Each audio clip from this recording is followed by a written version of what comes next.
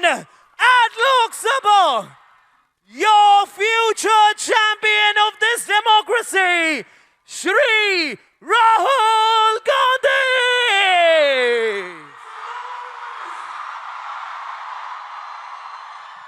Thank you. Thank you for this wonderful welcome in Pune.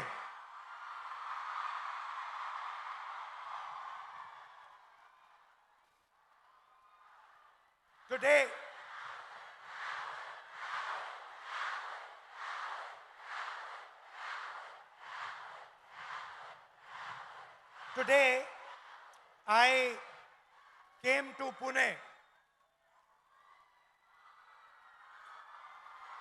not to give you a lecture, not to tell you what I think, not to talk politics to you, but more to allow you to express yourself, to say what you feel, to say what you think. And what I've done is I've put a little framework, some ideas to allow you to think, express yourself. And we'll discuss some of these ideas with young ladies from the crowd this evening.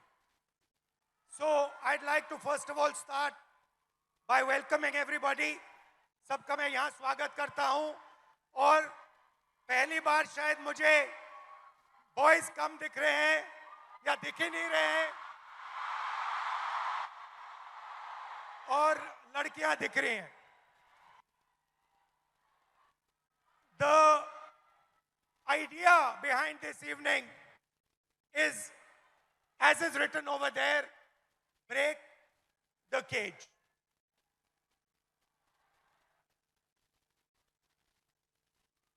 I'd first like to remind you of one thing. Can I do that? Now, all of you in your lives must have been told many things, nice things, bad things.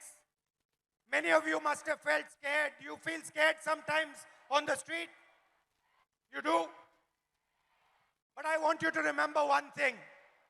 If there's one thing that you remember from this evening, it is this: that every single one of you is unique in this universe. If I was to look for any one of you, I will not be able to find a replica of that person. You are unique. You are special, you're individual, and you have your own dream, your own vision for your life. Am I right or am I wrong? I'm right. Many times, people ask me, what is India's biggest strength? And you get many answers when you ask this question. Somebody will say our economy. Somebody will say our military. Somebody will say our medical system. Somebody might even say our people. But I am very clear on what is India's biggest strength, our biggest asset.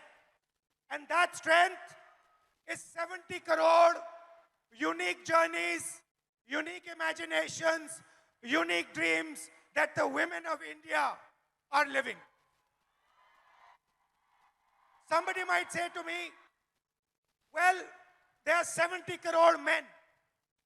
How do you say that 70 crore women are more important? What is your logic? My logic is the following.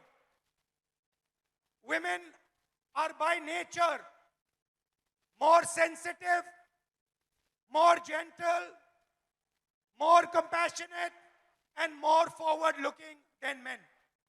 And that is why I believe fundamentally that India's women, young, old, are India's biggest asset. एक problem है, बहुत बड़ी problem है. Problem क्या है? Problem है कि whenever I speak to a man,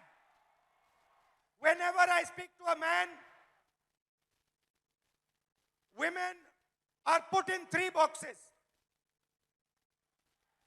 You are either seen as a daughter, as a wife, or as a mother. Now, there is nothing wrong with being seen as a wife, daughter, or mother. Nothing wrong with it. But this cannot be your only identity. It cannot be that we have brilliant women who are doing completely fascinating and different things, who are professionals, who are sportswomen, who do multiple different things, and then the only identity that they are given by our men is these 3. And notice that every single one of those identities has a relationship with a man. So you are either a mother or a wife or a daughter. And I'd like to quote over here the Manusmriti, which says clearly, in childhood, a female must be subject to her father. Meaning, the Manusmriti says, in childhood, a female belongs to her father. In youth, she belongs to her husband. When her Lord is dead, she belongs to her sons. A woman must never be independent. This is a direct quote from the Manusmriti. And these words are a shame, because these words should never ever have been spoken. The most... Hello, how are you? Hello.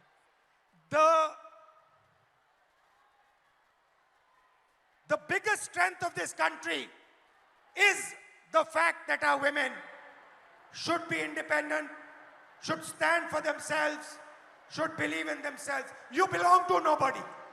You do not belong to anybody except yourself. You have a relationship with your father. You have a relationship with your brother. You have a relationship with your husband.